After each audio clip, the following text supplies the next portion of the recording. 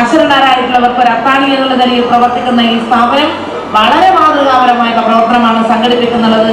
എനിക്ക് യാതൊരു സംശയമില്ല. 300ഓളം കുഞ്ഞുങ്ങളെ സംരക്ഷിക്കുക എന്നുള്ള നിസ്സാര കാര്യമാണ്. 300ഓളം കുഞ്ഞുങ്ങളെ പഠിപ്പിക്കുക എന്നുള്ളത് ചെറിയ കാര്യമാണ്. കുഞ്ഞുങ്ങളെ രാഷ്ട്രത്തിലെ സമ്പത്താണെന്ന് പ്രസംഗിച്ചാൽ പോരാ, അത് പ്രവർത്തന രംഗത്തേക്ക് കൊണ്ടുവരണം.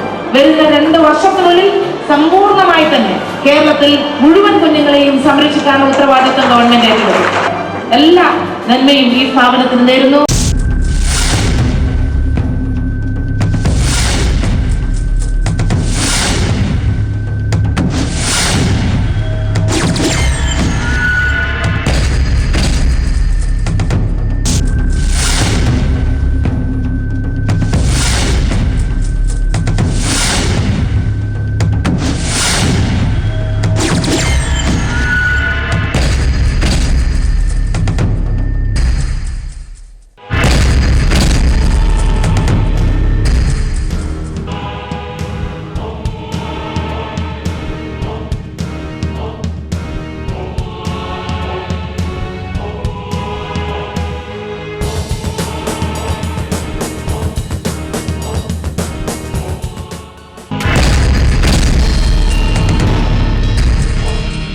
സെൽവി, സുഭാഷിണി, കസ്തൂരി എന്നീ കുട്ടികളെ 2004 ഓഗസ്റ്റ് 7-ന് ആലുവ ഭാഗത്ത് സർക്കസ് നടന്നത് കണ്ട് നാട്ടുകാർ രക്ഷപ്പെടുത്തി ജനസേവ ശിശുഭവനിലെത്തിച്ചു.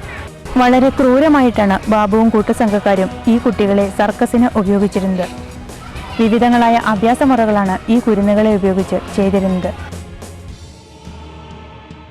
കുട്ടികളെ മുളങ്കമ്പിൽ പൊക്കി നിർത്തി താഴേക്കിടുക, റാ പോലെ വളച്ചു നിർത്തുക, തീയിൽ കൂടി ചാടിക്കുക തുടങ്ങിയ വളരെ ക്രൂരമായ രീതിയിൽ ഈ കുരുന്നുകളെ ഉപയോഗിച്ച് സർക്കസ് നടത്തിയിരുന്നു. ഏതാനും ദിവസങ്ങൾക്ക് ശേഷം ബാബുവിന്റെ സർക്കസ് സംഘത്തിൽ നിന്നും ധർമ്മ, ശിവ എന്നീ കുട്ടികളെയും നാട്ടുകാർ രക്ഷപ്പെടുത്തി ജനസേവ ശിശുഭവനിൽ എത്തിച്ചു. ബാബുവിന്റെ സർക്കസ് സംഘത്തിലെ രാമു, കമല എന്നീ ദമ്പതികളുടെ മക്കളാണ് ഈ കുട്ടികൾ. സർക്കസിന്റെ അഭ്യാസമുറകളിൽ നിന്നും ഈ കുരുന്നുകൾ അക്ഷരത്തിന്റെ അറിവിന്റെ ലോകത്തിലേക്ക്